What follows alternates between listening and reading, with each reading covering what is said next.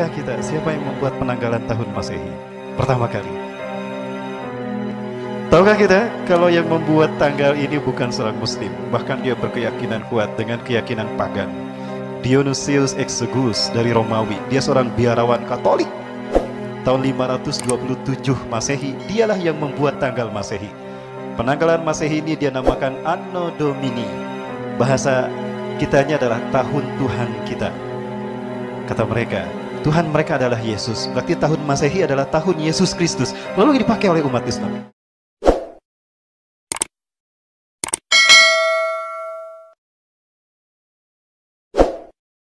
Tahukah kita siapa yang membuat penanggalan tahun Masehi pertama kali?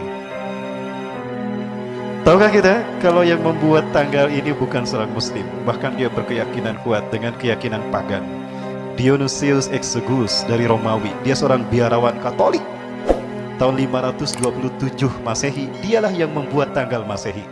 Penanggalan Masehi ini dia namakan Anno Domini. Bahasa kitanya adalah tahun Tuhan kita.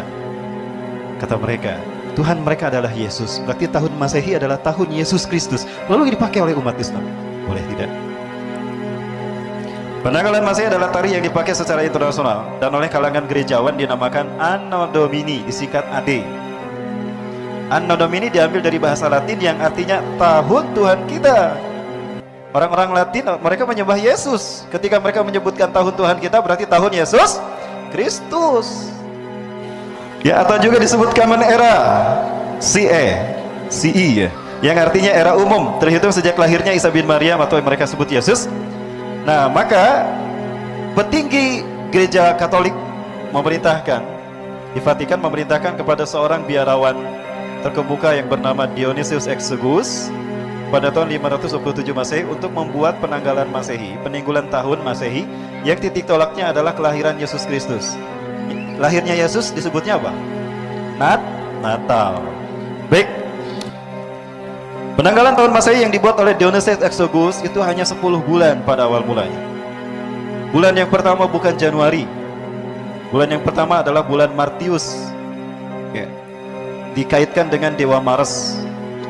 Kita tahu bahwa bangsa Romawi ini adalah kaum pagan penyembah banyak dewa.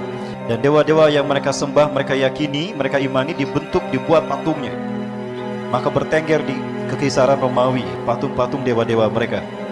Ayah Dionysius, Herakles, ya Jupiter, Apollon. Dan begitu pula yang didapati oleh Ashabul Kahfi di Philadelphia, Damaskus, Suriah. Ya, 100 tahun setelah Nabi SAW diangkat ke langit. Nah, kemudian itu bulan pertama, Martius. Nah, bulan kedua itu terkait dengan ritual penyambutan musim semi. Karena di 3 bulan sebelumnya, ya, Januari, Februari, Maret itu mereka mengalami musim dingin. Maka di bulan berikutnya itu dalam keadaan musim semi, mereka sambut dengan sukacita. Maka diadakan ritual penyambutan musim semi. Ritual itu dinamakan Aperili. Jadilah ritual itu di waktu di mana ritual itu dilakukan dinamakan bulan Aprilius. Orang-orang Romawi selalu menggunakan us-us dalam menamai sesuatu. Makanya kaisar-kaisar dan nama-nama Romawi itu ada usnya. Maximilianus, Adrianus, ya Heraklius. Baik. Ada bulan Meius dikaitkan dengan dewa Maya. Konon kalau tidak salah dewa Maya ini dewa senandung. Kemudian ada Junius dikaitkan dengan dewa Juno. Nah, selebihnya itu disebut Quintrilis ke-5, Sextilis ke-6, September ke-7, Oktober ke-8, November ke-9, Desember ke-10. Ketika dihitung dan digunakan, ternyata ada selisih, ada sisa kosong 60 hari untuk sampai ke bulan Martius lagi. Oh, berarti kurang 2 bulan dia. 60 hari itu dibagi 2. Maka 30 hari pertama diberi nama Januarius, dikaitkan dewa Janus, dewa yang bermuka 2. Satu wajah menghadap ke depan menatap masa yang akan datang, satu lagi menghadap ke belakang menatap masa yang lalu. Ya. Maka wajar kalau bulan Januari menjadi bulan pertama, karena dikaitkan dengan dewa yang bermuka 2, Janus. Nah, bulan berikutnya biasanya sebelum bulan Martius ada ritual ruatan kampung. Dan ini biasa dikaitkan dengan Dewa Febria atau Dewi Febria.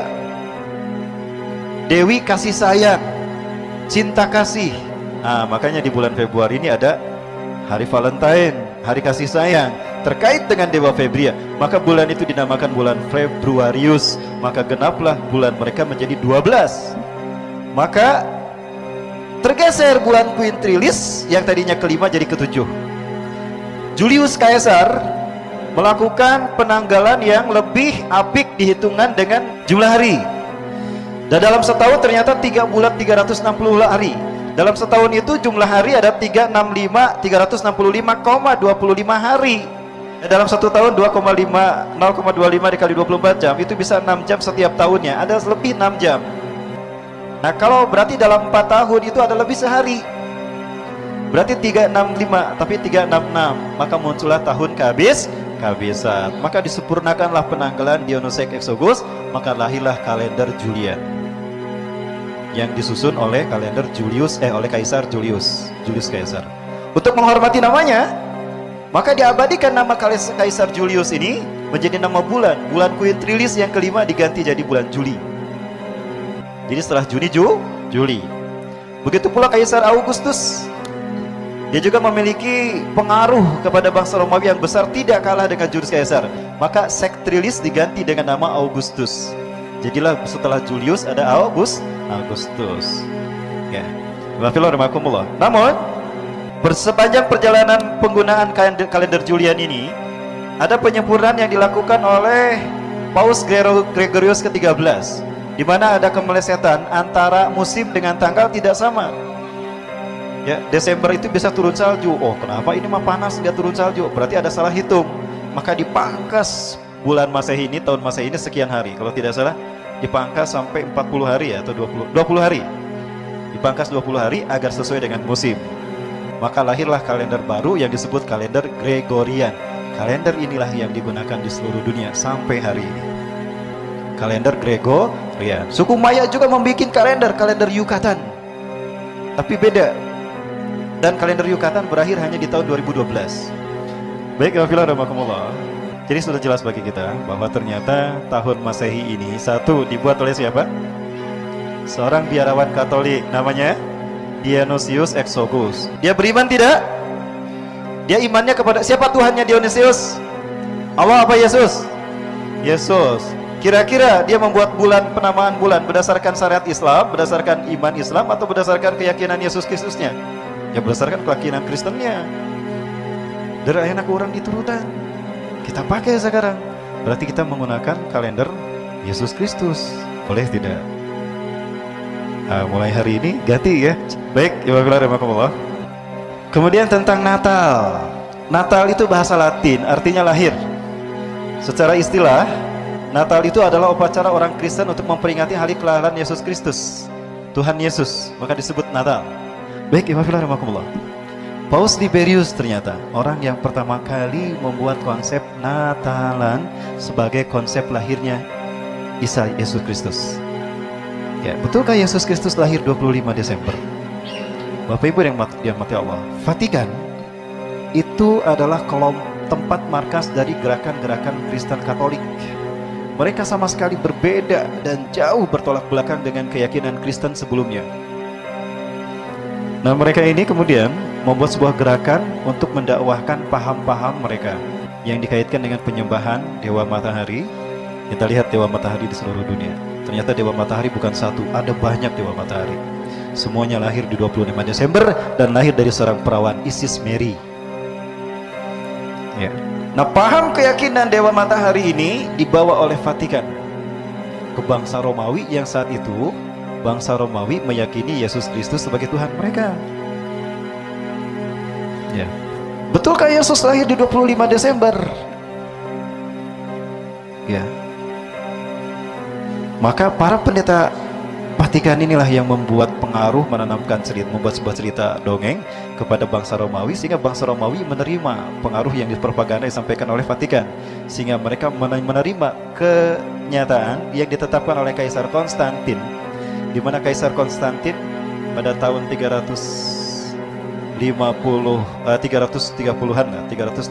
atau 340 menyatakan kalau 25 Desember itu hari lahirnya Yesus Kristus. Betulkah Yesus lahir di tanggal 25 Desember? Di dalam Bible versi Lukas, ya, Bible Lukas, ternyata Yesus lahir pada masa kekuasaan Kaisar Augustus yang saat itu sedang melaksanakan sensus penduduk karena banyak imigran. Di bulan itu banyak orang-orang bermigrasi ke Bethlehem. Kenapa? Karena di Bethlehem banyak makanan, banyak mata pencaharian, maka orang-orang hijrah ke Bethlehem. Maka di saat itu Kaisar Augustus melakukan sensus penduduk. Nah, ada Yusuf dan Maria yang sedang hamil tua datang ke Bethlehem. Melihat, mencari-cari hotel dan mes untuk tempat tinggal ternyata tidak ditemukan. Sementara Maria sudah tidak kuat ingin melahirkan. Maka ada seorang pemilik lumbung padi menerima Maria dan Yusuf, menawarkan, itu ada lumbung padi, ada kandang sapi dan lumbung padi. Mungkin di situ bisa digunakan untuk melahirkan, untuk persalinan Maria. Biar saya bersihkan dulu. Maka betul kan, Yesus lahir di lumbung padi. Cerita mereka. Ya. Dimana pada saat itu, di malam lahirnya Yesus, para penggembala kambing menggembalakan kambingnya di padang-padang rumput, karena padang rumput tumbuh rumput subur. Nah, baik. Bulan Desember biasanya turun salju ya. Mungkin nggak di bulan Desember padang rumput menumbuhkan rumput yang bagus sehingga para penggembala kami menggembalakan rumput di bulan Desember. Padahal di bulan Desember Romawi itu, Palestina itu, Syam, biasanya turun hujan salju. Mungkinkah menggembalakan kambing di musim salju? Ini kontradiktif antara konsep Natal 25 Desember dengan Bible sendiri, ya, Bible Lukas. Begitu juga dengan Bible Matius. Pasal 2 ayat 1, 10 dan 11. Sesudah Yesus dilahirkan di Bethlehem di tanah Yudea pada zaman Herodus yang agung, datanglah orang-orang Majusi dari timur ke Yerusalem. Mereka melihat bintang berapi, komet hijau bergerak. Wah, ini Yesus sudah lahir, bayi itu sudah lahir. Dicari-cari, ketika didapati di rumah yang di mana Yesus tinggal, ternyata Yesus sudah dilahirkan. Maria sudah menggendong Yesus. Pada saat itu, para pendeta Majusi dari timur ke Yerusalem ini melihat bintang di langit. Berarti langit dalam keadaan cerah. Cerahkah langit di musim salju? Tidak. Mungkinkah bintang terlihat di musim salju? Berarti konsep Natal 25 Desember bertentangan dengan Bible, kitab suci orang Kristen sendiri. Jadi, penonton sekalian, penjelasan ini semua tidak sesuai. Ya. Lalu dari mana doktrin ini? Doktrin ini lahir dari para pendeta Sanhedrin. Mereka lah pendeta Yahudi yang memasukkan Taurat menjadi Talmud. Ya. Dan mereka dibantah dan diperangi oleh Nabi Isa alaihissalam, sehingga Nabi Isa terancam nyawanya. Maka Nabi Isa menyelamatkan diri dengan mengembara ke seluruh dunia. Dalam pengembaraannya itu beliau disebut Al-Masih, ya, mengusap dunia dengan pengembaraannya. Kedua, beliau bertemu dengan sebuah kaum yang banyak orang-orang yang buta karena sejak lahir itu disembuhkan dengan cara diusap, masahayam sahu, maka dia bergelar Al-Masih. Kenapa Allah memberi gelar Al-Masih kepada Nabi Isa? Karena Allah akan memberikan mukjizat penyembuhan untuk dakwah kepada manusia dengan cara mengusap masahayam sahu, masih atau masihatan.